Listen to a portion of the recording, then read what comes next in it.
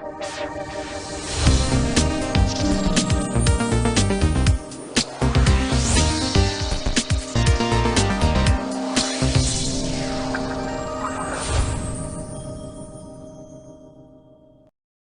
it going, guys? It's Retro and welcome to the series premiere of Endless Monstercat Rankings. That's right, I am finally doing a ranking series on my favorite electronic music label, Monstercat. As you guys may or may not know, Monstercat is a Canadian electronic music label that was founded in 2011 and features many artists such as Epixa, Pegboard Nerds, and more. I've been listening to Monstercat since the start of 2022, and I've been thinking of doing a Monstercat ranking series, and here we are doing it now. So here's how this series works. In each Monstercat album, I'm going to rank every track that's included from worst to best. Then I'll be giving my opinions on albums and rate them out of 10. It's simple as that. Also, this series is inspired by Queen Lancer and possibly El Galaxy for the ranking, so shout out to them for inspiring me to do this series. The link to these channels will be in the top right corner. But anyways, in this episode, we're starting this series off by ranking Monstercat's first ever album, Launch Week. Launch Week is Monstercat's first compilation album that was released on July 12, 2011.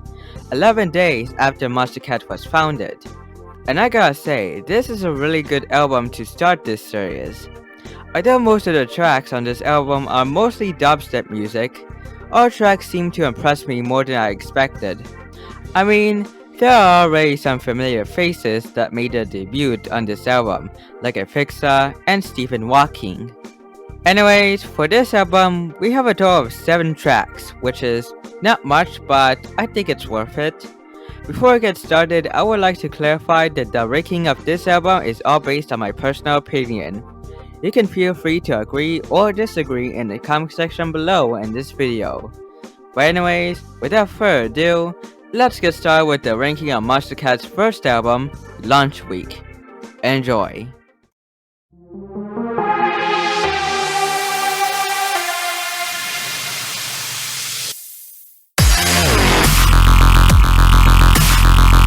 Hello.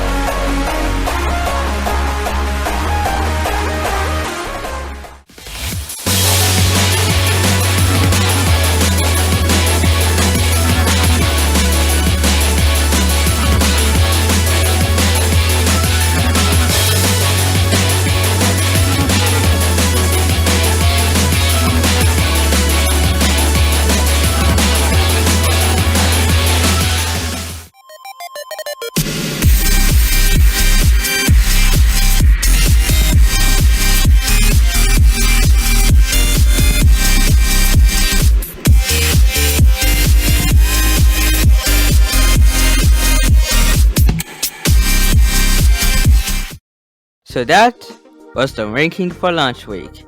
And I gotta say, this is a good stuff for Monstercat. As I said in the beginning, this is a good album.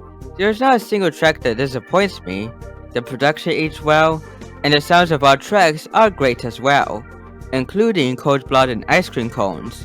That track just impressed me the most, with its phenomenal beats in the build up of this track. Absolutely lit. Definitely put that at number 1. And of course, a shout out to the rest of the tracks, as they sounded good as well, including Atlas with some catchy drum and bass beats, and the Forge for adding sound effects from the Sonic the Hedgehog game.